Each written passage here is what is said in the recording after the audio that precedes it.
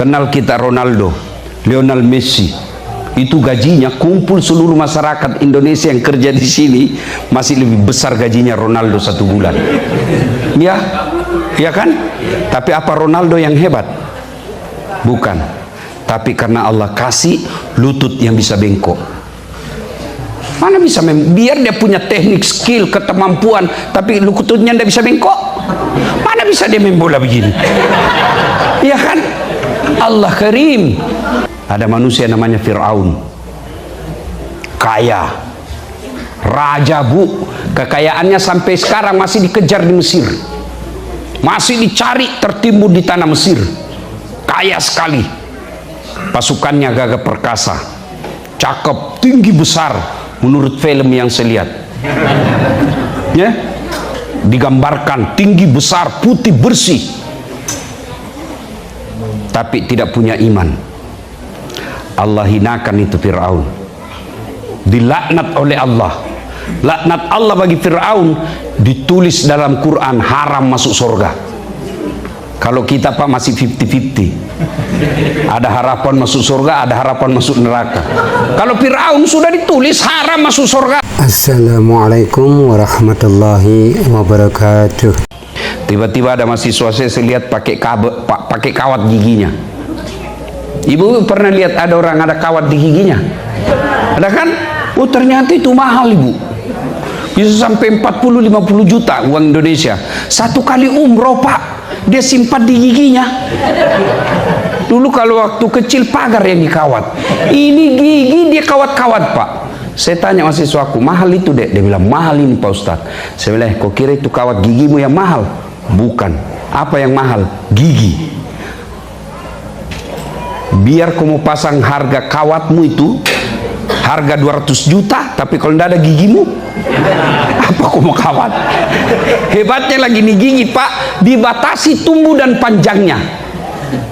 Bapak pernah tidak bayangkan seandainya ini gigi tumbuh seperti rambut?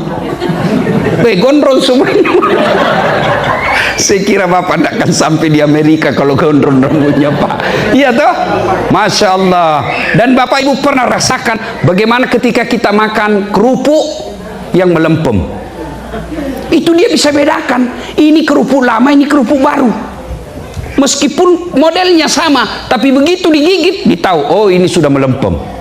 Apa fungsinya? Namanya fungsi saraf. Dalam gigi kita ada seorang dokter ahli gigi di Indonesia. Saya tanya, bagaimana itu kira-kira kalau orang dicabut giginya tanpa disuntik bius? Dia bilang bisa mati mendadak itu orang kalau dicabut. Allah kasih kita ini gigi gratis. Hebatnya lagi ada 3 bentuknya. Yang di depan fungsinya apa? Memotong makanan, namanya gigi seri. Masuk ke dalam lebih tajam, namanya gigi taring. Fungsinya apa? Merobek. Makanya kalau Bapak makan daging kasih begini, tidak begini, keluar gigimu semua Pak. Iya tahu? Allah Karim. Masuk lagi ke dalam. Paham juga ini dua bocah dia ketawa. Lafiful. Ya kan? Masuk ke dalam. Ada lagi namanya gigi geraham. Dia fungsinya menghancurkan. Dia bisa remukkan. Allahu Akbar. Dan itu semua Allah kasih gratis. Itulah sebabnya dalam Al-Quran selalu Allah tanya kita, diulang-ulang dalam surah Ar-Rahman, fabi ayyi ala'i rabbikuma tukatsiban. Bapak Ibu pasti adik-adik ini terutama pasti pecinta bola, ya kan Pak? Selalu PSSI kalah. Kalau saya begadang kalah lagi, aduh. Iya toh? Kenal kita Ronaldo, Lionel Messi, itu gajinya kumpul seluruh masyarakat Indonesia yang kerja di sini masih lebih besar gajinya Ronaldo satu bulan. Ya, ya kan? Tapi apa Ronaldo yang hebat? Bukan. Tapi karena Allah kasih lutut yang bisa bengkok. Mana bisa biar dia punya teknik, skill, ketemampuan, tapi lututnya tidak bisa bengkok. Mana bisa dia main bola begini? Iya kan? Allah Karim. Makanya Allah selalu kalau ada orang suka mengeluh, dengar ini kesehatan yang Allah kasih kita. Tapi apakah setelah semua ini baik, kita mulia di sisi Allah? Tidak. Ada manusia namanya Fir'aun, kaya, raja bu, kekayaannya sampai sekarang masih dikejar di Mesir, masih dicari, tertimbun di tanah Mesir. Kaya sekali, pasukannya gagah perkasa, cakep, tinggi, besar menurut film yang saya lihat ya, digambarkan tinggi, besar, putih, bersih, tapi tidak punya iman. Allah hinakan itu Fir'aun, dilaknat oleh Allah. Laknat Allah bagi Fir'aun ditulis dalam Quran, haram masuk surga.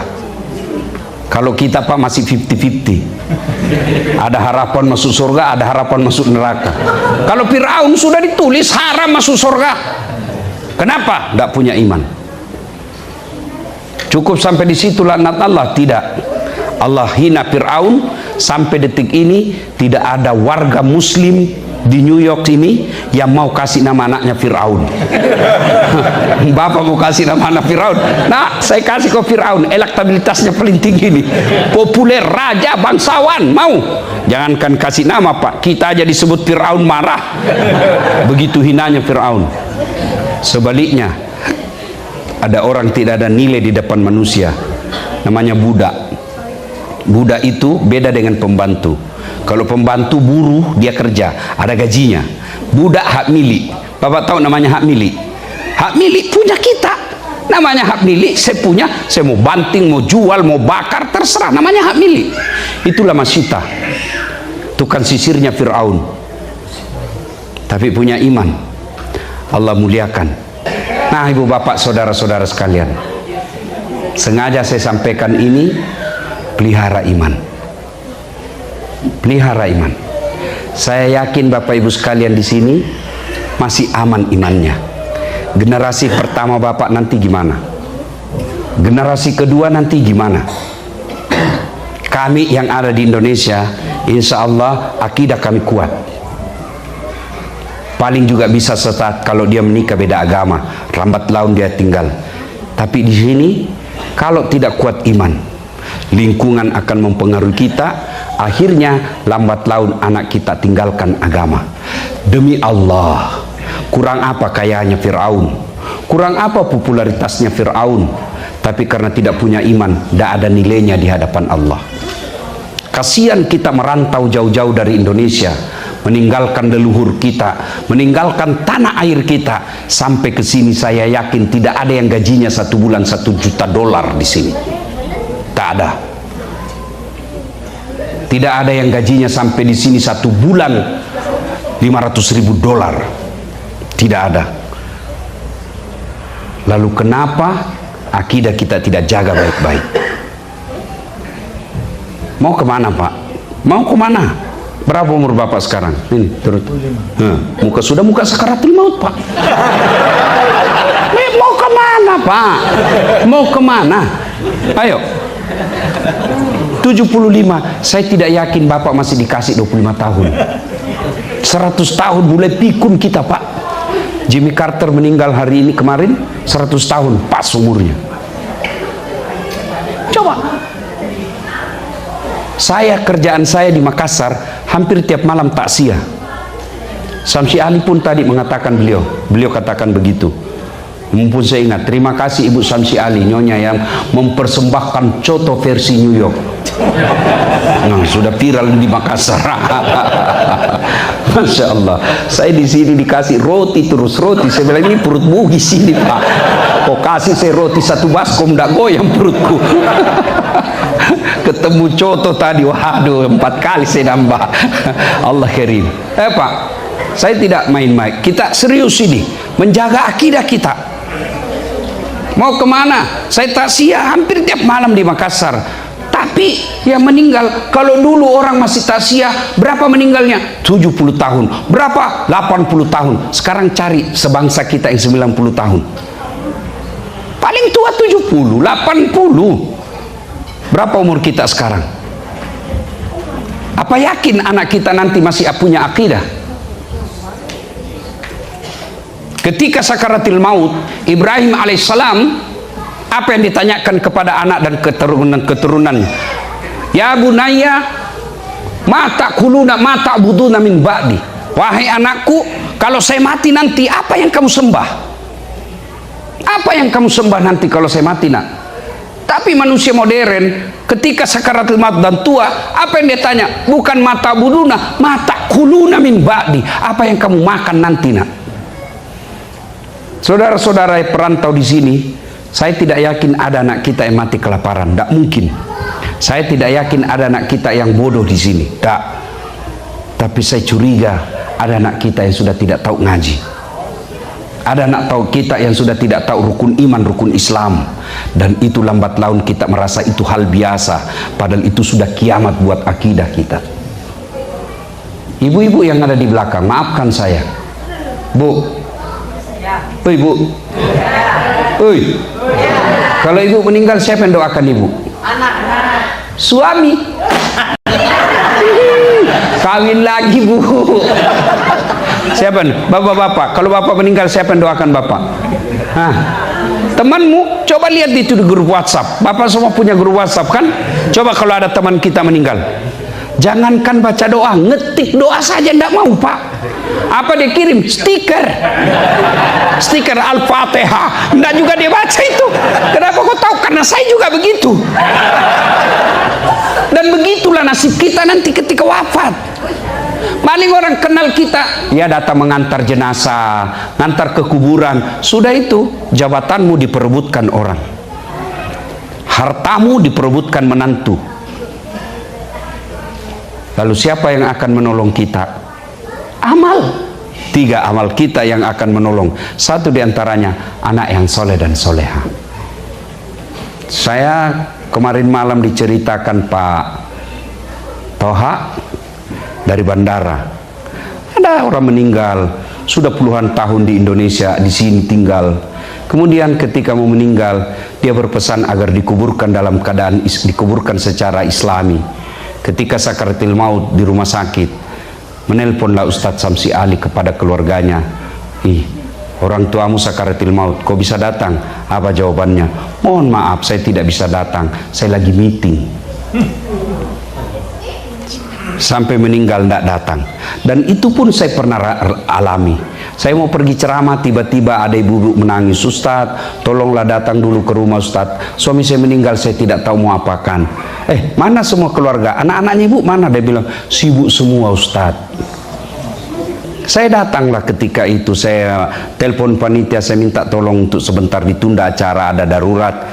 Saya datang sampai ke situ, saya bilang, mana nomor teleponnya anaknya bu? Saya telepon anaknya yang pengusaha di Samarinda, Kalimantan Timur. Bang, Pak, saya bilang, Daeng, meninggal ini,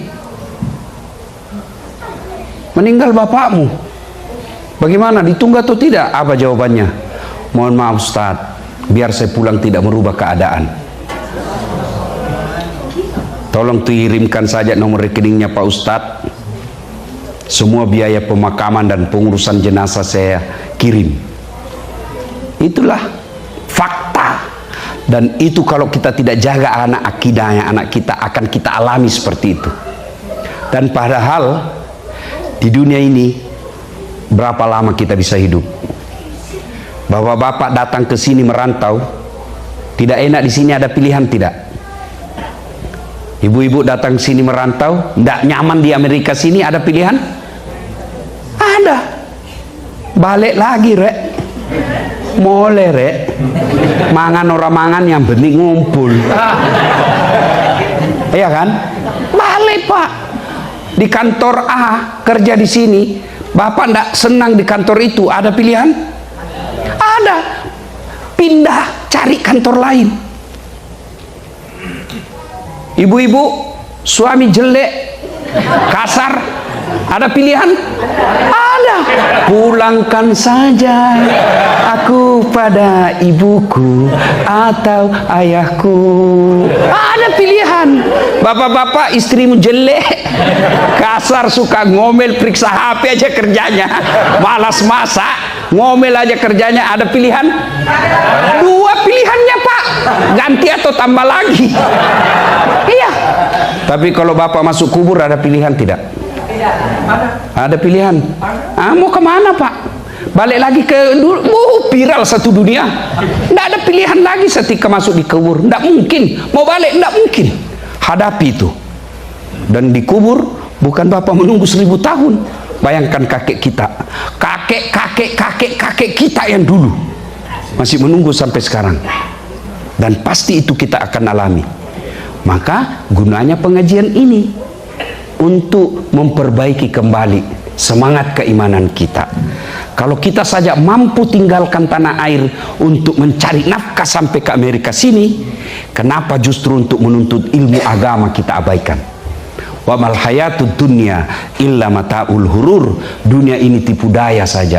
Dunia ini pasti berakhir. Jangan tergoda dengan dunia. Betapa banyak pelajaran dicontohkan oleh Allah melalui Quran. Orang-orang yang hina karena mengutamakan dunia. Tapi berapa banyak orang yang Allah muliakan tidak diabaikan dunia, tapi dunia dia kejar seadanya saja. Lalu akidahnya kuat, dia dikenang sampai sekarang. Ibu bapak saudara-saudara sekalian, pertanyaannya bagi kita, bagaimana memelihara iman? Bagaimana memelihara iman? Satu, ibu punya handphone? Punya handphone?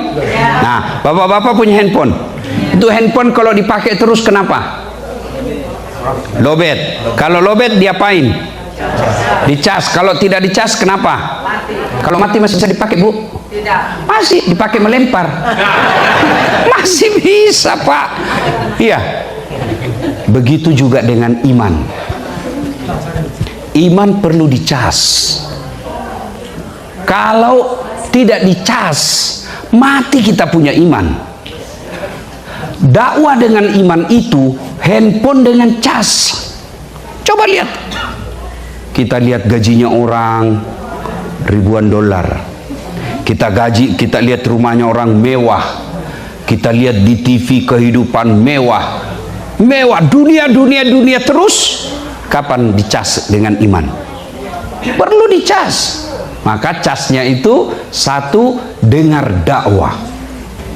Dengar dakwah. Mesti dengar ceramah. Caranya, mohon maaf ibu ya, di rumah anak-anak kita perdengarkan dakwah. Saya bukan alumni pondok pesantren, tidak pernah saya pondok pesantren. Dari mana saya belajar agama? Bapak saya waktu saya kecil ada radio, selalu diputarkan ceramah-ceramah. Minimal kalau kalian dengar ceramah, ada pengetahuan agama di otak kita. Dengar dari mimbar masjid. Maka kalau bapak ibu senang dengar lagu, senang dengar nyanyian-nyanyian, mestinya senang juga dengar dakwah seperti senangnya kita dengar lagu. Gimana caranya? Naik mobil. Naik mobil, sudah dengar dakwah. Pengajian, ayat suci Al-Quran, itu bagian dari ikhtiar, usaha memelihara iman. Karena kalau tidak, hilang iman kita, Pak. Dengar dakwah. Yang kedua, setelah dengar dakwah, yang paling lagi cara memelihara iman itu adalah berteman dengan orang-orang soleh. Coba kalau saya jalan sama Ustadz Samsi Ali, paling saya tanya, Ustadz, di mana masjid bisa berjamaah di sini? Tidak mungkin saya bilang, Ustadz, di mana panti pijat yang bagus? Tidak mungkin kan? Paling saya tanya, di mana ada pengajian, di mana ada masjid. Kalau orang berteman dengan orang-orang soleh, maka insya Allah tertular kesolehannya. Berteman dengan orang-orang soleh.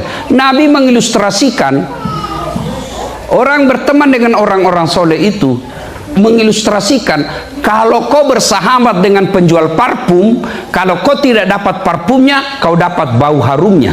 Iya kan? Kalau kau berteman dengan pandai besi, kalau kau tidak dapat apinya, kau dapat bara panasnya. Maka ibu-ibu, hati-hati milih teman. Siapa teman ibu bergaul? Kalau teman ibu bergaul tukang gosip, lambat laun ibu akan tertular tukang gosip. Minimal membenarkan. Katanya iya. Masa itu minimal itu.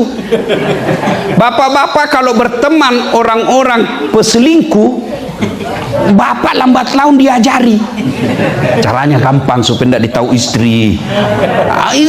Itu lambat laun. Tapi kalau bapak berteman dengan orang-orang soleh, maka dia akan menularkan kesolehannya. Yang ketiga, cara memelihara iman, jangan mengunjungi tempat-tempat yang diyakini banyak maksiat di situ. Kalau Bapak tahu, ini dosa saja di dalamnya ini, sementara imannya Bapak gampang goyang, jangan coba-coba. Waktu saya kuliah, kos-kosan orang kuliah, saya tanya teman, selalu dia bawa cewek ke kos-kosannya. Kenapa kau bawa cewek ke kos-kosan? Dia bilang, saya uji iman saya, Ustaz. Terus saya selalu ya, jangan berkunjung ke tempat-tempat maksiat. Yang keempat, cara memelihara iman, kalau bisa Pak, pakai simbol-simbol keislaman kita. Ya, nah, saya tidak tahu kalau di sini, kalau di Indonesia, seperti saya kemana-mana pakai gini Pak, aman.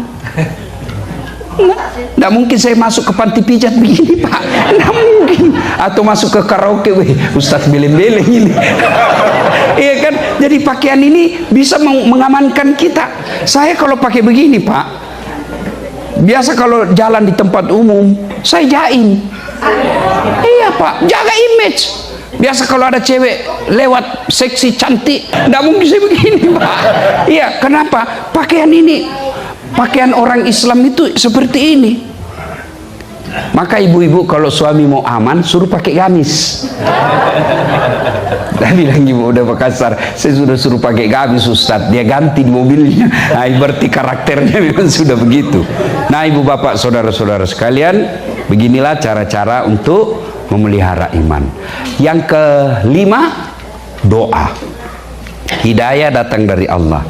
Ada doanya dalam ujung-ujung akhir surat Al-Baqarah, Rabbana la tusik qulubana ba'da is hadaitana wa hab lana min ladunka rahmah innaka antal wahhab. Itu doa. Minimal makna dari ayat itu, ya Allah, jangan engkau gelapkan hati saya, jangan engkau tutup hati saya, jangan engkau lindungi hati saya, serta jangan engkau sesatkan, gelapkan setelah engkau berikan hidayah dan petunjuk. Itu kita minta kepada Allah. Dan doa itu Pak tidak harus bahasa Arab. Enggak, ya. Banyak orang mau berdoa, dia beli buku doa, lalu dia hafal. Bukan menghafal itu doa, doa itu curhat. Tidak mesti bahasa Arab. Daripada ibu bahasa Arab tidak tahu artinya, kan bingung malaikat. Apa maksudnya ini ibu? Lain di mulut, lain di bibir, ya kan? Apa maksudnya ini ibu? Dia meminta doa suami yang setia, ternyata doa yang dia baca doa minta hujan. Ibu bapak saudara-saudara sekalian, ya inilah kiat-kiat memelihara iman kita. Waktu berikutnya saya persilahkan untuk bertanya kalau ada yang mau bertanya. Silakan. Ya. Saya duduk, sebenarnya saya sudah mulai lobet. Ya, saya lobetnya karena konsumsi makanannya tidak cocok di Indonesia dengan perut saya. Saya bawa satu koper Indomie, ternyata enak juga makan Indomie terus. Silakan, ibu-ibu mau tanya apa saja, silakan ya. Atau ada yang mau menjawab, boleh juga. Silakan, kita mulai dari ibu-ibu di belakang, boleh. Ibu, oke, sudah. Bu, saya kasih $100. Mau ibu? Mau, oke, mau. Lalu saya tambah lagi $100. Pasti tambah mau. Iya toh? Tambah lagi $100, masih tambah mau. Artinya kalau ibu cuma dengar sudah dapat pahala, mengajinya lagi, dia baca dengan tambah lagi pahala, dia belajari lagi terjemahannya, dia baca, kemudian dia baca lagi tafsirnya, banyak lagi keutamaan. Makin sering dilakukan makin banyak. Boleh dengar saja, boleh. Tapi jangan bilang saya tidak mau baca. Itu tidak mau bacanya itu yang tidak boleh. Tapi kalau dia bilang saya sibuk, tidak punya waktu lagi, tapi saya dengar saja. Alhamdulillah masih ada harapan. Kalau kamu mempelajari membaca Al-Quran, Kalau maksudnya dia tidak mau belajar. Dia tidak mau belajar Al-Quran, Tidak mau belajar, Dengan aja murotal aja gitu. tidak mau belajarnya itu tidak baik, tapi mendengar murattalnya itu baik. Ya, masih lebih baik daripada tidak mau belajar, tidak mau mendengar pula. Tapi kalau mau yang lebih baik, mendengar dan belajar. Makanya saya bilang tadi, ibu mau $1, $10, $100, sudah itu saya tambah lagi, makin banyak amal, makin bagus. Dan bapak ibu harus tahu, orang masuk surga bukan karena tidak ada dosa. Coba, mana ini contoh, saya kasih contoh. Cuma ndak ada contoh di sini. Ya, ndak ada. Saya mau kasih contoh saja ya. Dek gagah. Ah, ini ada rupanya, ada. Oke. Ibu bapak, saudara-saudara sekalian, ya. Saya kasih contoh ya. Nah. Bapak ibu lihat ini. Lihat ini. Lihat ini. Jawab dulu. Lobet betul. Lihat ini. Nah, anggaplah ini dosa. Menipu istri, alasan rapat-rapat ternyata pergi merapat, ya kan?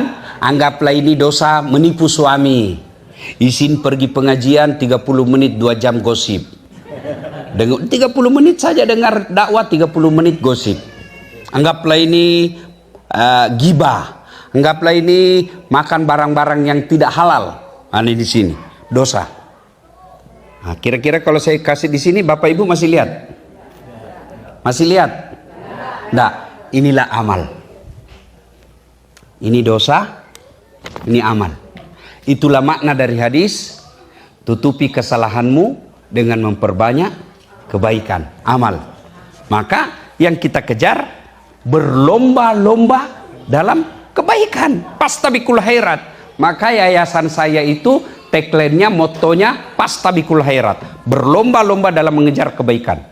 Ibu ngaji, pahala. Dengar dakwah, pahala lagi. Masak, pahala lagi. Masak sambil dengar dakwah, pahala lagi. Masak sambil dengar ceramah, pahala lagi. Makin banyak pahala, akhirnya dosa timbang, kurang. Bukan dikurangi, tapi beratnya amal lebih banyak daripada beratnya dosa. Itulah sebabnya ada 2 malaikat, Pak. Ada malaikat pencatat kebaikan sebelah kanan, ada malaikat pencatat keburukan sebelah kiri. Tidak boleh dikatakan, tidak usah kau sholat, tidak pakai jilbab. Tidak pakai jilbab beda, sholat juga beda. Itu makna ayat, wala talbisul haqqa bil batil. Allah tidak mencampurkan antara hak yang batil. Maka ketika ditimbang kebaikannya sebelah kanan, timbang keburukannya sebelah kiri, ternyata timbang punya timbang lebih berat kebaikannya daripada dosanya, meskipun selisihnya 0,1%, dia masuk surga. Yang celaka, kita hobi dosa, kurang amal. Kalau tidak bisa memperbanyak amal, jangan tambah dosa. Begitu rumusnya. Kalau banyak dosa, mestinya lebih banyak lagi kebaikan kita. Yang jadi masalah, dosa banyak, pahala kebaikan kurang. Nah, bagaimana cara menambah-nambah pahala-pahala itu? Semua nilai-nilai kebaikan lillahi ta'ala itulah pahala. Bukan pahala itu hanya sholat. Kalau pahala hanya sholat, berapa kali bu sholat sehari? Paling 5 kali. Tambah sunnah-sunnahnya. Itu untung sekali sudah kalau ada rawatibnya. Sholat tengah malam. Ya toh? Kalau cuma puasa Ramadan, 1 kali 1 tahun. Itu pun juga kalau tidak terlalu dingin. Ya. Maka pahalanya ibu-ibu ngurus anak. Pahalanya ibu-ibu ngurus suami. Caranya apa? Masak air pagi, itu sudah pahala kalau niat untuk anak-anak kita. Ke pasar beli ikan, ke pasar beli sayur, pahala. Cuma ibu-ibu sekarang malas masak-masak. Semua food. Kalau ibu cuma andalkan food, maka ibu kurang pahalanya. Ya, bapak-bapak apa pahala kita? Alhamdulillah cari nafkah itu pahala. Ibu-ibu dari rumah ke sini itu pahala. Saya waktu di Phoenix beberapa hari yang lalu, ada ibu-ibu bilang, Ustadz, saya dari Texas, bawa mobil sendiri. Berapa jam ibu? Kurang lebih 12 jam. Hebat juga. Selama perjalanan itu, kalau orang pergi menuntut ilmu, itu fisabilillah, jihad. Jihad. Kalau dia wafat dalam perjalanan, sama nilainya mati syahid. Ibu datang ke sini, langkah kaki itu pahala. Kan ibu bukan mau show force, bukan mau fashion show di sini. Iya toh? Cuma setan gosipin, halang-halangi kita. Akhirnya apa? Datang ke sini masih gosip.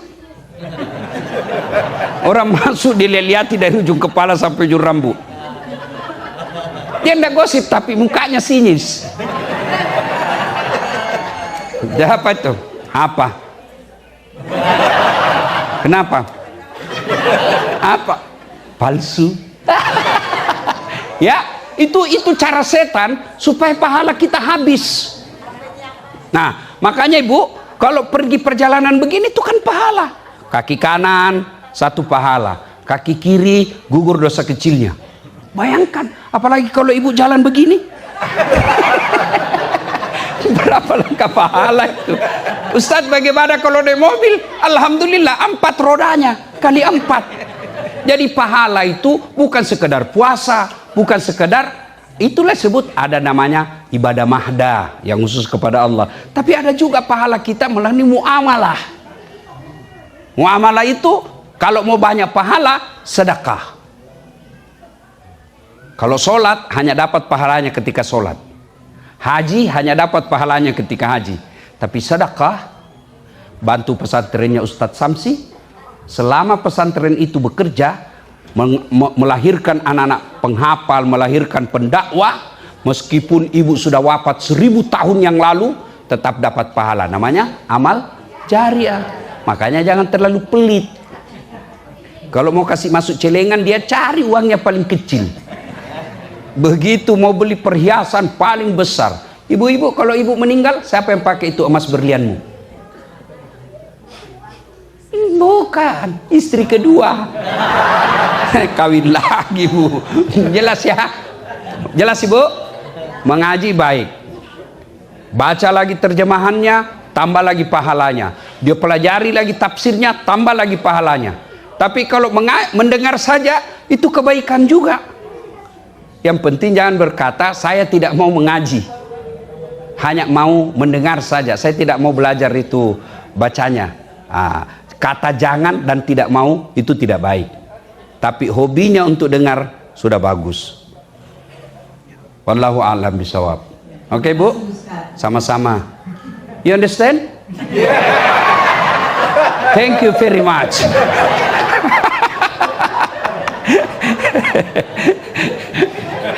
Ada lagi? Ada lagi? Ya. Pak, dalam dakwah itu memang ada metode. Ya, ada metode yang fokus serius terus. Seperti Bapak Quraisy Shihab. Tapi percaya anak-anak seperti ini, adik-adik saya ini yang begini, bakal ditinggal. Maka dalam dakwah itu ada juga bahasa, ada metodenya. Ada metode. Maka ada baru-baru saya buku tulisan dakwah saya itu ada dalam buku baru saya bikin. Ada 2 buku bahasa baru terbit, diterbitkan Gramedia. 1 New Media dan Dakwah. Dakwah di medsos tentu beda dengan dakwah di mimbar. Ya, sekarang dakwah ini lebih efektif melalui medsos. Kalau saya dakwah di mimbar, paling dengar seperti ini berapa di sini? Paling 300 orang. Tapi begitu saya post di YouTube, berapa juta yang nonton. Ada baru-baru saya post di IG saya, yang saya sisir-sisir ibu saya sambil diskusi, itu dalam 1 hari 11,5 juta yang nonton. Itulah hebatnya, itu namanya medsos. Jadi dalam dakwah ada metode. Beda ketika saya berhadapan dengan adik-adik, beda ketika bapak, ya beda kemudian lain-lain. Dan itu ada tahapnya. Al-Quran ketika mengharamkan hamar tidak akan langsung haram. Tidak, bertahap itu. Pertama dibilang dulu hamar itu ada faedahnya, tapi ada juga jeleknya. Ketahuilah jeleknya jauh lebih banyak daripada faedahnya. Yang kedua, turun lagi setelah jauh-jauh, turun lagi periode ayat kedua tentang hamar. La taqrabus salata wa antum sukara. Jangan kau dekati solat ketika kau dalam keadaan mabuk. Berarti makin jauh. Sudah dilihatnya itu baru pak turun ponis. Namal khamru. Hamar rijsun bapak moyangnya dosa, min amalis syaitan, perbuatan syaitan, jauhi agar kamu termasuk orang-orang beriman. Itu ada caranya. Jadi saya dalam berdakwah lihat dulu, oh ini yang penting senang-senang dulu, yang penting dia gembira-gembira mau dengar dakwah. Nah, dan ada begitu, ada metodenya, ya. Terima kasih atas sarannya Pak, ya. Mudah-mudahan ada rezeki datang lagi. Amin. Ada lagi? Ada lagi? Ya. Ibu dulu. Yang belakang. Saya sebagai muslim peduli terhadap Palestina. Bentuknya satu, sudah pasti saya doakan. Yang kedua, saya tidak akan pernah mengkonsumsi lagi produk-produk yang menyerang mereka. Ya, saya minimal itu. Saya tidak akan mengkonsumsi di rumah saya sampai anak saya pun dia sudah tahu. Oh ini yang menyiksa, ini yang membunuh saudara kita. Tidak boleh sebut merek Pak. Nanti saya malah tidak bisa pulang. Jadi ya sampai ke anak kita diajarkan, perlihatkan ini loh perlakuan mereka. Caranya minimal itu, kita boikot. Ya, bapak-bapak membela Palestina tapi merokok. Rokok itu produk mereka. Minimal itu saya anjurkan. Yang ketiga, setelah itu saya kalau ada duit saya berderma. Tapi ke pos-pos yang resmi. Karena banyak juga sekarang yang memanfaatkan itu. Harus catat yang resmi. Yang resminya kalau di Indonesia saya sarankan apa? Palang Merah Indonesia. Sudah jelas itu. Nah, apalagi bentuk-bentuk kepedulian kita kepada mereka adalah ikut kalau ada acara-acara seperti itu, ya. Nah, ada yang bilang, kenapa Ustaz tidak ke sana? Ngapain saya ke sana? Ke sana saya juga nanti mempersulit orang. Oh, jihad. Kalau mau jihad, ya jihadnya tadi itu. Kita ke sana nanti malah menambah beban orang di sana. Ya, wallahu alam. Kemudian cara husu. Husu ini dulu yang kata Ustadz Samsi Ali, mindset. You understand mindset? Mindset. Itu dulu yang harus ibu pahami. Apa itu husu? Jangan pikir husu itu tidak ingat apa-apa. Ustadz, husu, salat, tidak ingat apa-apa. Bukan salat itu, pingsan. Ya, husu itu fokus terhadap apa yang kita kerjakan. Husu, pup, buang air besar. Husu, bagaimana caranya? Jangan sambil merokok. Itu tidak husu namanya itu. Ya, ibu fokus, itu namanya husu fokus. Nah, kalau kita sholat, pasti setan mengganggu. Saya ingat istilahnya Quraisy Shihab, itu orang husu dalam sholat itu seperti orang bawa mobil. Orang kalau bawa mobil, kan kadang-kala setirnya mau ke kanan, mau ke kiri. Ketika mau ke kanan, padahal dia harus lurus, jangan Bapak ikuti ke kanan. Tetap fokus. Ya, nah, ulama pun mengajarkan, ada hadis. Bagaimana supaya bisa husuk dalam salat? Satu, sempurnakan wudhu. Selama saya di sini, barulah saya tahu ciri-ciri orang beriman. Apa maknanya itu hadis? Mengatakan bahwa menyempurnakan wudhu di musim dingin. Saya bilang, oh ini maknanya ini. Kedatat kalau dingin sekali Pak, berat sekali kata rasanya kita mau wudhu. Itu baru wudhu, bagaimana mandi junub? Iya, terus saya bilang, berat juga orang di sini. Oh syukurnya ada air panas. Iya kan? Allah Karim. Ya, sempurnakan wudhu. Yang kedua, menurut hadis, dari wudhu ke tempat sholat jangan banyak bicara. Itu karena mengganggu setan itu. Tapi apa yang kita praktekkan? Dari tempat wudhu ke tempat sholat, WhatsApp. Kalau perlu telepon. Ya kan? Nah, sebaiknya tempat wudhu langsung masuk sholat, duduk. Kalau di masjid, tahiyatul masjid dulu. Nah, berikutnya lagi, pahami apa yang kita baca. Saya mulai tahuruhan, ini sudah puluhan tahun sholat Pak. Saya curiga masih ada yang tidak paham surah Al-Fatihah dan terjemahannya. Paling ada 2 orang mungkin, ya kan? Tapi kalau saya tes, itu minimal Al-Fatihah. Kalau tidak bisa 7 ayat itu, minimal kata iyyaka na'budu wa iyyaka nasta'in. Apa artinya, Bu?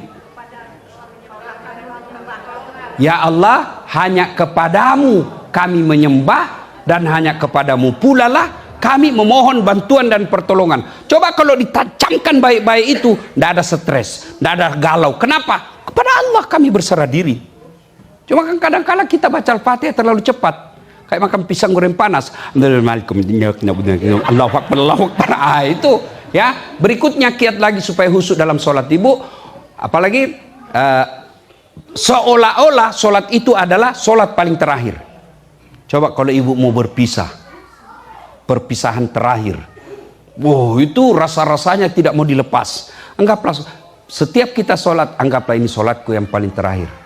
Nah, berikutnya lagi adalah ketika sholat jangan terlalu banyak gerakan. Banyak orang sholat tidak bisa faedah sholatnya. Kenapa terlalu banyak gerakannya? Gerakan tambahan. Allah.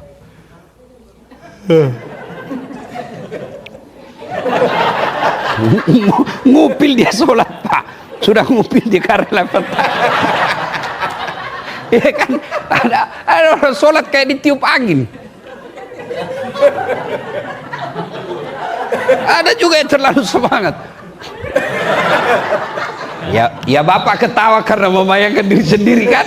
Nah, minimal itu ketika sholat jangan terlalu banyak gerak. Boleh, tapi menguranginya itu bagian daripada ikhtiar untuk meraih khusyuk. Ya. Nah, kemudian Bapak usahakan laksanakan rukun-rukunnya sholat itu secara baik. Misalnya ruku yang baik itu kalau disimpan air ketika dia ruku, itu dia bisa enggak tumpah. Ya, di sini. Cuma kan kita kalau ruku belum lurus sudah naik. Ya kan? Saya tanya, kenapa cepat sekali? Kan saya sudah hafal, Ustaz. Kalau kau sudah hafal, bilang saja Allahu Akbar. Bacaannya ya Allah sama kemarin. Assalamualaikum. Selesai kalau kau sudah hafal aja. Begitu. Tapi sholat itu ada rukun-rukunnya. Iya kan, Pak? Ya. Nah, itu beberapa kiat ya. Nah, yang paling penting minta pertolongan Allah Subhanahu wa taala ya. Nah, jangan pernah berpikir saya tidak mau sholat, tidak bisa khusyuk. Tidak. Mau khusyuk atau tidak, lakukan saja. Ya, saya juga tidak sependapat kalau ada ustadz yang katakan tidak diterima. Itu hak Allah. Lakukan saja, terima atau tidak urusan Allah Subhanahu wa taala. Idealnya memang sholat mencegah kita dari perbuatan keji dan mungkar. Idealnya kita harapkan seperti itu. Wallahu a'lam. Pertanyaan apa lagi tadi? Yoga. Banyak pendapat ulama. Saya salah satu pendapat yang tidak menyarankan, Ibu. Ya, oke. Ada juga yang membolehkan. Terserah ibu mau pilih mana. Kalau saya itu kalau soal fikih, Bu ya, fikih itu namanya halal haram hukum Islam. Namanya fikih ya. Saya kalau fikih, saya pendapat saya begini, fikih hukum. Allah tidak akan menanya nanti saat 4 tambah 4 sama dengan berapa. Kalau 4 tambah 4 choice-nya hanya berapa, Pak? Pasti hanya 1. Berapa? 8. Tapi Allah akan tanya, 8 kamu dapat dari mana dasar? Boleh 9 kurang 1, boleh 5 tambah 3, boleh 10 kurang 2, yang penting 8. Banyak jalan menuju Roma, banyak jalan menuju Allah, ya kan? Yang salah kalau ibu sengaja melakukan kebatilan, sengaja melakukan kesalahan, sudah tahu ini tidak betul, tapi ibu sengaja melakukannya, itu sudah melawan hukum Allah namanya. Kalau masih ada perbedaan, coba lihat ya, coba. Kalau Bapak ke tanah suci, ya lihat, orang meletakkan setelah takbir kan macam-macam, Bu. Pertama Allahu Akbar. Ada yang begini kan? Yang kedua Allahu Akbar. Karena hadisnya, saya melihat Nabi takbir mengangkat kedua belah tangannya sejajar dengan bahu. Mana disebut sejajar? Ada ulama yang begini. Kenapa sejajar begini? Dia lihat dari depan, maka dia begini. Ya kan? Ada yang begini, Allahu Akbar, sejajarnya dari atas. Kenapa ada perbedaan ulama soal pemahaman makna kata itu? Karena tidak ada tutorial. Beda sekarang kan ada tutorial kalau kita beli sesuatu. Ada videonya, ada audionya, ada visualnya. Jadi kita bisa seragam. Coba saya tanya Bapak Ibu. Bapak-bapak, kalau saya bilang saya tidak makan, apa yang ada di benak Bapak? Saya tidak makan. Lapar, apa lagi? Puasa, apa lagi? Masuk angin, apa lagi? Haram, apa lagi? Alergi, apa lagi? Kenyang, apa lagi? Saya tidak suka. Itu baru satu kata loh Pak. Saya tidak makan, sudah berapa Bapak yang ada di benaknya? Begitu juga pemahaman ulama. Mereka tidak melihat gambar, mereka tidak melihat foto, mereka tidak mendengar audionya. Maka terjadilah tafsir para ulama. Maka ketika ada yang menafsirkan ini, hargai. Yang jelek kalau Bapak menyalahkan pendapat orang. Sudah takbir, macam-macam lagi itu peletakan tangan. Allahu Akbar. Tangan pertama ada yang di atas dada. Ada Bapak lihat orang sholat begini kan? Ada lagi Allahu Akbar antara dada dengan pusat, dia begini, ya kan? Ada lagi pas di atas pusat, Allahu Akbar. Ada lagi di bawahnya pusat, Allahu Akbar. Ada lagi Allahu Akbar begini, begini, silakan. Bapak mau begini silakan. Jangan orang Bapak begini, orang di sini begini, Bapak kasih. Salah pasti Bapak itu. Ya, mau begini silakan, mau begini juga silakan. Yang salah kalau Bapak pakai semua. Allahu Akbar. Ini golput. Jelas ya, Ibu ya. Saya menyarankan sebaiknya tidak usah ikut, karena ada nilai-nilai agama lain yang masuk. Ya, oke. Olahraga Ustaz, lebih olahraga yang lain. Dah, cukup? Atau ada masukan dari Ustaz Samsi? Oke. Tidak ada lagi? Ada lagi? Ya, silakan.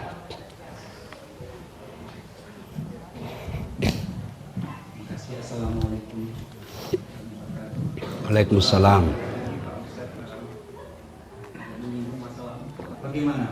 Ya, yang begitu Pak, 1 dari 1000. Ya pasti ada kesesatan juga. Di Indonesia ini itulah risiko demokrasi, kebebasan berpendapat. Itu demokrasi. Di Indonesia paling hebat Pak. Polisi paling hebat di dunia, polisi Indonesia. Dia bisa tangkap Jibril. Malaikat Jibril pernah ditangkap ada Pak. Jangan itu baru-baru ada yang bisa komunikasi dengan Tuhan. Dia telepon Tuhan, bayangkan Pak. Dan ada juga pengikutnya. Ada pengikutnya, itulah hebatnya. Itu resiko dari kebebasan berpendapat Pak. Tapi ya sekali lagi Allah memberikan kita sensor namanya nurani. Bapak alhamdulillah lihat begitu gelisah. Itu berarti Bapak masih punya sensor hati nurani, barang salah ini. Nah, soal kemana kita berguru, ya sebaiknya lihat dulu, ya mazhabnya apa ini Ustadz, ya kita lihat. Kalau sudah kita lihat, tanya ke Ustadz yang lain. Saya punya kesimpulan soal Bapak itu, agamamu adalah siapa gurumu. Nah, itulah pentingnya juga negara membuat regulasi. Seperti Malaysia kok tidak ada begitu, jarang kita dengar. Kenapa? Karena negara hadir untuk membatasi kebebasan. Di Malaysia itu konstitusinya ditulis Pak, Malaysia adalah negara Islam yang bermazhab Syafi'i. Itu ditulis. Ya, jadi kalau khutbah Jumat, kalau di sana Pak, kalau mau khutbah, saya diundang, meskipun saya sudah doktor, dilihat banyak di YouTube ceramah-ceramah saya tetap harus melampirkan sertifikat atau ijazah atau surat izin dari MUI. Kalau di Malaysia tidak ada sertifikatnya, tidak bisa dia dakwah. Mau khutbah ditapis dulu, artinya disaring dulu apa materinya yang dia mau sampaikan. Harus saya serahkan dulu, ini yang saya akan bahas. Nah, itu kelebihannya di Malaysia. Kalau di Indonesia ya memang sebebas-bebasnya. 30 tahun jadi artis, film-filmnya semua film-film yang melupakan Tuhan, membuat orang lupa Tuhan. Tiba-tiba taubat, baru 2 bulan taubat, modal pelihara jenggot, celana jingkrang, dia kafirkan kita semua. Itu ada begitu ya. Maka harus hati-hati juga. Disitulah pentingnya orang tua mengarahkan anak. Ya, disitulah pentingnya kalau anak kita arahkan. Termasuk saya pada istri saya bilang, ini kalau mau belajar agama dengar ini baca, ini karena kadangkala tanpa dituntun bisa salah memilih guru. Ya, bagus Pak, terima kasih. Wallahu a'lam bishawab. Cukup ya? Ada lagi? Bisa sampai 1 jam lagi? Bisa Ibu? Saya yang tidak bisa. Apresiasi, terima kasih ya ibu-ibu. Kalau bisa ada pengajian begini, bawa anak-anak kita yang kecil-kecil ya, minimal dia bersilaturahmi dengan sesama bangsa, minimal dia bisa dengar, minimal dulu dengar. Saya ini enggak pernah mondok, enggak pernah pesantren, tapi gira saya belajar agama itu satu karena memang orang tua dari kecil selalu putar-putar ceramah. Waktu sekolah lagi, pertama sekali saya tertarik dakwah itu kaset Zainuddin Nemset. Saya pergi sekolah, PT-PT, kalau naik PT-PT, sopir PT-PT-nya itu namanya Pak Ukas. Itu selalu dia putar kaset Zainuddin Nemset. Saya yakin selama saya berdakwah, almarhum yang punya PT-PT dapat pahala. Karena dari situ saya terinspirasi untuk belajar dakwah. Nah, makanya kalau Bapak Ibu dengar dakwah saya itu, metode dan tata cara sistematika dakwah saya mirip Zainuddin Nemset, cuma Zainuddin Nemset versi Betawi, saya versi Bugis. Ya, ada orang bilang, apa itu beleng-beleng Ustadz? Ya kan? Bodoh, bukan. Kalau bodoh itu tidak kena hukum Bu. Beleng-beleng itu tahu salah tapi dia lakukan. Itu beleng-beleng. Dia tahu berdosa kalau tinggalkan sholat, tapi dia tidak sholat. Itu beleng-beleng. Dia tahu selingkuh itu salah, tapi dia lakukan. Itu beleng-beleng. Dia tahu korupsi itu salah, tapi dia lakukan. Beleng-beleng. Di korupsi 300 triliun, nggak masuk juga akal saya Pak. Akhirnya banyak di medsos. Biarlah saya kasih saya 2 triliun, saya siap di penjara 10 tahun. Itulah. Mau apa, itulah negara kita Pak. Ya, cukup Bu. Kalau masih ada yang mau bertanya, satu lagi. Ya, silakan. Assalamualaikum warahmatullahi wabarakatuh. Waalaikumsalam warahmatullahi wabarakatuh. Ya, di masjid saya anak-anak yang sering azan. Tapi bukan juga yang tidak jelek, bukan juga yang jelek suaranya. Ya, yang bagus ya. Tujuan saya apa? Mendidik, memberikan peluang kepada generasi muda. Tetapi jangan juga 5 waktu. Sekali-sekali boleh. Untuk menjadi motivasi agar anak-anak kita ini diberi peluang cinta masjid, ya. Kepada panitia masjid juga jangan terlalu radikal dalam arti langsung merebut. Ya, saya juga tidak setuju kalau lagi azan direbut. Itu bukan contoh yang baik. Kalau sudah azan anak-anak dianggap tidak baik, azan lagi yang dewasa. Kalau perlu umumkan itu tadi tes untuk anak kita. Ini azan yang sesungguhnya. Tidak ada larangan. Benar Pak Ustadz Samsi ya? Tidak ada larangan. Ya, ada orang kadangkala tujuannya untuk pendidikan, ada tujuannya untuk memang seperti apa yang dikehendaki ya. Kalau masjid saya Pak, saya kadang kasih anak-anak tapi yang bagus suaranya. Kalau yang tidak bagus suaranya kita kasih azan, tapi tidak usah pakai mic. Ya kan? Supaya nanti orang di sekeliling apa itu mengganggu suara. Karena salah satu juga orang malas ke masjid itu manajemen masjid tidak bagus. Ya, saya alhamdulillah ada 3 masjid saya bikin. Masjid yang terakhir itu selalu malah sekarang masjid ibu saya kasih nama Masjid Haja Sitimang, dia menjadi wisata religi di Makassar. Di bawahnya ada kolam Bu. Jadi dia seolah-olah masjid itu di atas kolam besar. Akhirnya apa? Anak-anak senang Pak. Jadi jembatannya itu kaca. Jembatannya kaca. Jadi lucunya itu kadang-kadang ada takut lewat. Dia lihat air di bawah kan. Ada juga yang hanya datang tadinya hanya karena kalau dikasih makan itu ikan muncul semua, anak-anak senang. Nah, setelah azan ajak masuk, ya kan? Nah, itu salah satu cara bagaimana masjid ramah anak.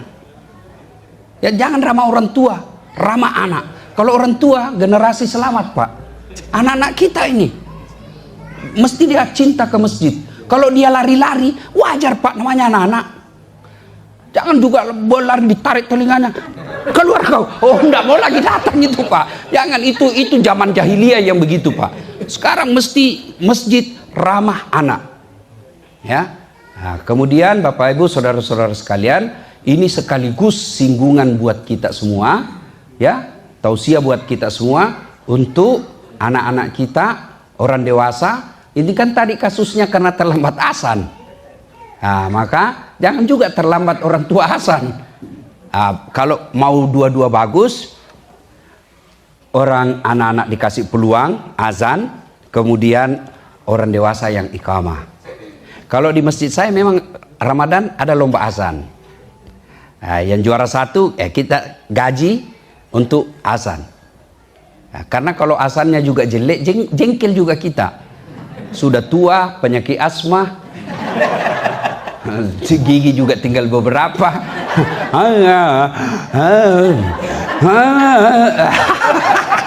Jengkel itu lagi yang azan dia lagi. Tidak boleh disalahkan. Kalau anak muda marah, kenapa bukan kau yang azan? Ya kan? Nah, manajemen masjid. Gimana anak-anak mau ke masjid Pak? Yang ceramah sudah panjang tidak jelas. Dari salam pertama sampai terakhir neraka terus dicerita. Kau akan dibakar, ditusuk pantatmu, keluar. Ceritakan anak-anak begini, pasti dia bilang tidak usah lagi ke ceramah, dia bikin takut-takut. Ya kan? Dapat lagi imam, Allah karim, terlalu panjang Pak. Kita mau ikut, tidak dihafal, kita mau ruku, belum selesai, terpaksa kita nonton semua di sini Pak. Dibaca semua di pinggir jadi Pak. Sudah dibaca belum juga selesai Pak, bajunya lagi orang dibaca. Belum selesai juga Pak. Wah, jengkel kita, panjang betul itu Pak Imam. Ya, itulah sebabnya Nabi katakan, kalau kau jadi imam dua tuh syaratnya. Satu, ringkaskan. Itu Nabi yang bilang, bukan saya. Ringkaskan. Dua, baca yang umumnya orang hafal. Tujuannya apa? Satu, kalau orang hafal, imam hilaf dia bisa luruskan. Saya termasuk sering cemas Pak, kalau yang dibaca imam, saya tidak hafal. Kenapa? Karena kalau salah, pasti saya yang diharap orang luruskan. Nah, saya juga tidak hafal Pak. Iya kan? Waduh, saya cemas sekalinya. Dan itu sering terjadi. Nah, yang kedua tujuannya apa? Supaya orang khusyuk. Coba kalau imam baca wadduha, anak-anak ikut, qul huwallah, anak-anak ikut, kenapa? Dia hafal. Coba kalau dia baca yang panjang-panjang, dia baca Al-Anfal ayat 5 sampai 70. Bingung kita Pak. Dia khusyuk dengan bacaannya, kita khusyuk dengan hayalan. Ya kan? Masya Allah ya. Nah, itu perlu memang pengelolaan masjid ya.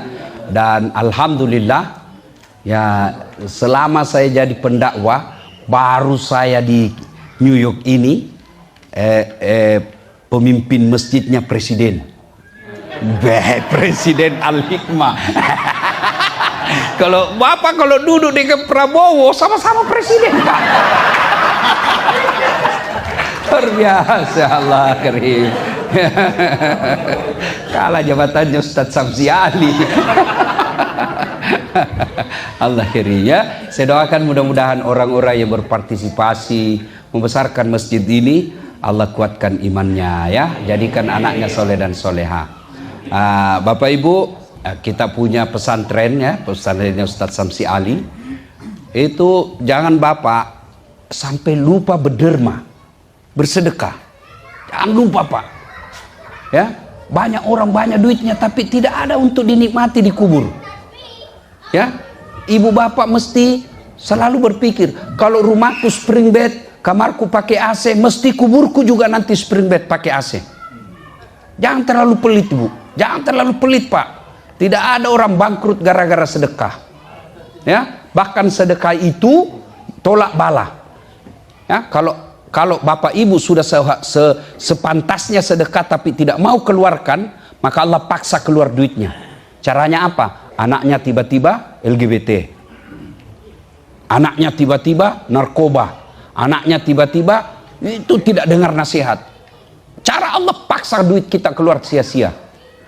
Maka salah satu cara ibu kalau mau suaminya setia, hendak ke lain hati, tolak bala dengan sedekah.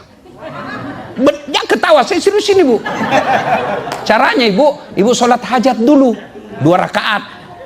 Ya Allah, sudah salat hajat namanya bu. Tidak tahu niatnya Ustaz, masa ibu tidak tahu? Sholli sunnatal hajat rakataini lillahi ta'ala. Tidak tahu itu bahasa Indonesia? Saya niat sholat hajat 2 rakaat, sunnah hukumnya bagi saya lillahi ta'ala, Allahu Akbar. Itu pun susah ibu hafal, berdiri tegak saja baru bilang dalam hati, Tuhan sholat hajat ya, Allahu Akbar. Boleh pak, betul boleh. Tanya Ustadz Samsi kalau tidak percaya. Coba jangan begitu terus. Sambil belajar kan, 2 rakaat berikutnya ulang lagi. Tuhan masih seperti yang tadi, Allahu Akbar. Daripada ibu tunggu usalli tidak hafal, ibu tidak sholat. Usalli itu hanya ulama Melayu yang ngajarkan. Malaysia, Brunei, Indonesia. Coba ibu bapak ke tanah suci, lihat itu orang Arab kalau masuk masjid. Coba lihat itu, jalan, berdiri langsung takbir, Allahu Akbar. Kalau kita kan loading dulu.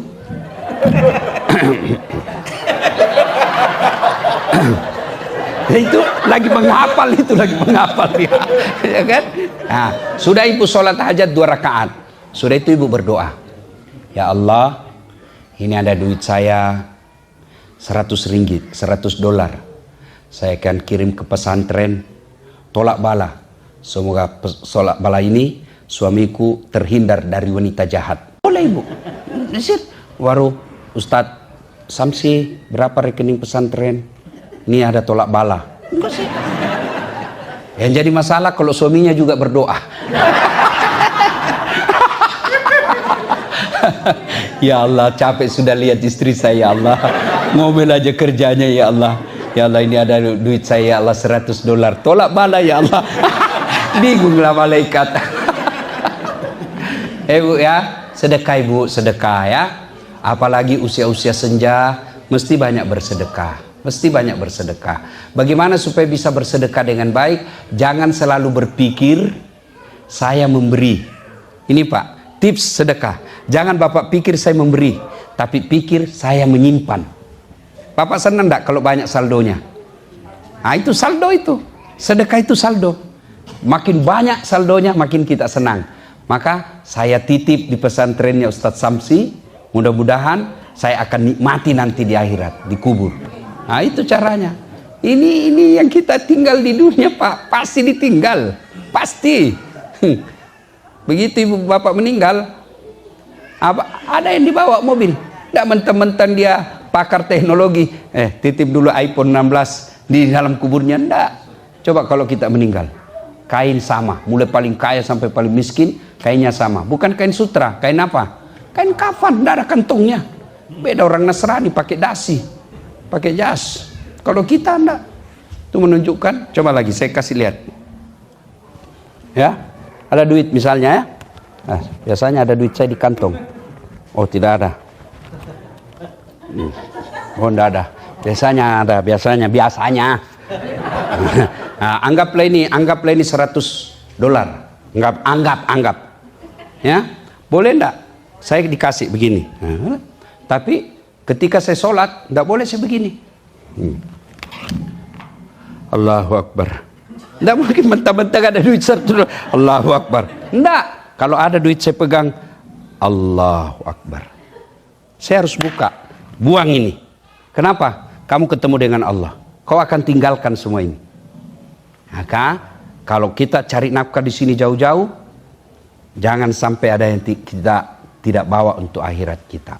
Ya, caranya sedekah. Allah tidak lihat berapa banyak, yang Allah senang adalah rutinitasnya.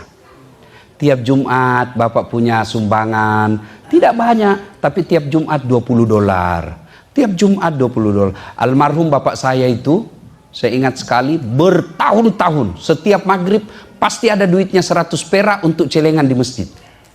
Bertahun-tahun tiap celengan, gelisah dia kalau mau pergi sholat jamaah maghrib, tidak ada duit 100 rupiahnya. 100 rupiah saja. Apa itu 100 rupiah bagi Allah? Tidak ada nilainya. Tapi yang nilai Allah, ini orang mau berbuat baik. Ya, yang paling sial kalau kita tidak pernah bersedekah padahal Allah kasih banyak. Allah tidak suka itu hanya menumpuk-numpuk kekayaan, pamer-pamer, lagu enggan, membayar sedekah, apalagi tidak bayar zakat.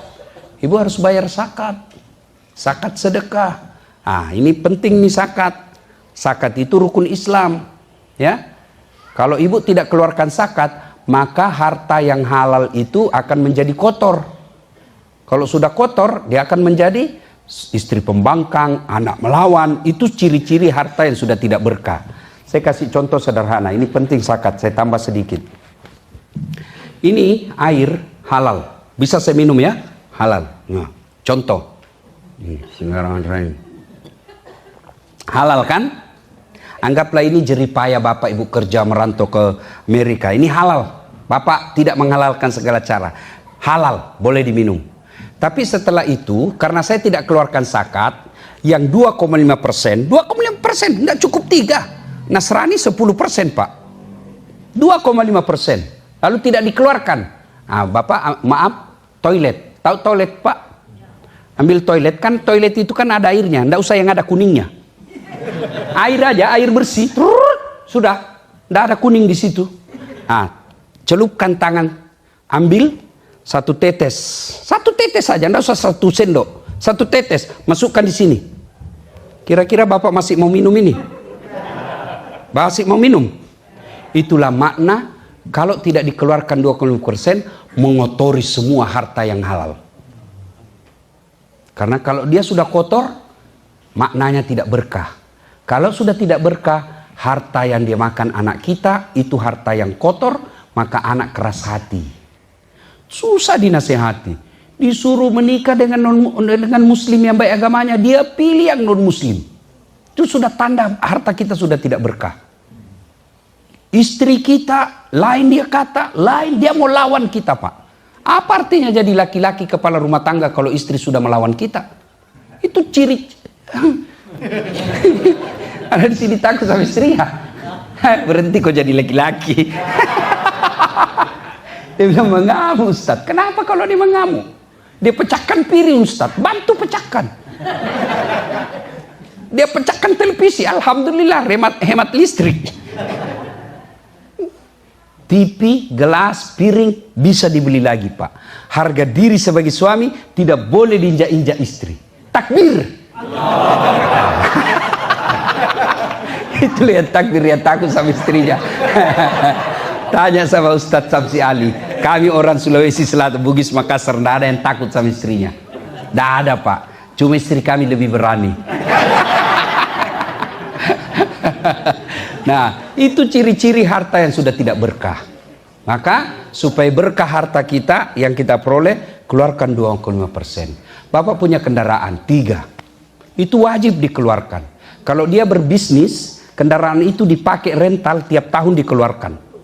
Ada syaratnya. Apa syaratnya? Cukup haul dan nisabnya. Haulnya 1 tahun, nisabnya 2,5%. Maknanya apa? Nisabnya 85 gram emas. 85 gram emas itu kalau uang Indonesia kurang lebih 85 juta. Kalau dolar 85 juta berapa itu ya? 3.000. Hah? Ya, anggaplah 3.500. Ya, 3.500. Bapak punya tabungan senilai 3.500 dan itu sudah mengendap 1 tahun. Sudah wajib dikeluarkan 2,5%. Meskipun 100.000, tapi belum cukup 1 tahun, tidak wajib. Bapak punya 200.000. Ternyata di bulan ke-10 dalam rekening, penyakit, tabrakan, apa segala, kurang. Akhirnya tidak cukup menjadi 3.500. Tinggal lagi menjadi 2.000. Tidak kena zakat. Ya, cukup 1 tahun. Nilainya 85 gram emas. Ya, begitu nilainya. Nah, punya rumah. Tidak di sini, tapi di Indonesia. punya tanah, punya rumah, punya mobil, punya kebun. Hitung semuanya, berapa totalnya? Keluarkan 2,5%. Kalau dia hanya digunakan pribadi, rumah itu tidak dikontrak, mobil itu tidak, harta yang tidak berproduksi namanya, tidak berproduksi, maka sekali saja seumur harta itu. Tapi kalau dia berproduksi, emas misalnya, ibu punya emas, tiap hari, tiap tahun masuk pegadaian. Ini kan jadi modal kerja. Itu tiap tahun dipajaki. Tapi kalau cuma dipakai saja, tapi tidak mungkinlah bapak ibu pakai 1 kilo di dalam tubuh. Tidak mungkin kan? Tapi disimpan di pegadaian, kemudian jadi modal kerja, tiap tahun dikeluarkan zakatnya. Ya, wallahu a'lam bisawab. Bu, ya? Cukup? Cukup. Alhamdulillah. Terima kasih. Mudah-mudahan kehadiran kita ada manfaat. Ya. Masjid ini kita harus hidupkan terus. Anak-anak kita bawa ke sini untuk dengar dakwah. Kalau tidak mau dengar dakwah, main di sini. Kalau dia main di masjid, minimal dia tahu bahwa dia orang Islam. Ya, terima kasih guru saya Ustadz Samsi Ali, nyonya istri beliau yang menyediakan makan malam sepuasnya tadi. Ada songkolo, orang Bugis bilang mau songkolo, ketan. Ada coto versi New York. Ada juga makanan macam-macam tadi. Ada basang. Basang itu ternyata makanan Spanyol di sini. Ya, apa itu? Jagung yang dikasih gula. Orang Makassar bilang basang. Terima kasih, kita makan puas sepuas-puasnya tadi. Mudah-mudahan jadi pahala buat tuan rumah. Lebih dan kurangnya mohon dimaafkan. Mohon maaf kalau ada kata yang tidak berkenan, tidak enak didengar. Maafkan saya. Ambillah yang ibu anggap manfaat. Kalau tidak ada manfaat, jangan dihina, jangan disakiti, cukup dibuang saja. Terima kasih kepada seluruh takmir, pengurus, payaya menjemput dan ikut mencemaskan saya waktu di bandara. Saya lihat tinggal 20 menit, antrian masih panjang. Saya bilang pasti saya ketinggalan. Dengan izin Allah naik juga, alhamdulillah. Semuanya terima kasih ibu-ibu. Lebih dan kurangnya mohon dimaafkan. Usikum wa nafsi bitaqwallah fastabiqul khairat. Assalamualaikum warahmatullahi wabarakatuh. Terima kasih sudah menonton. Jangan lupa like and share.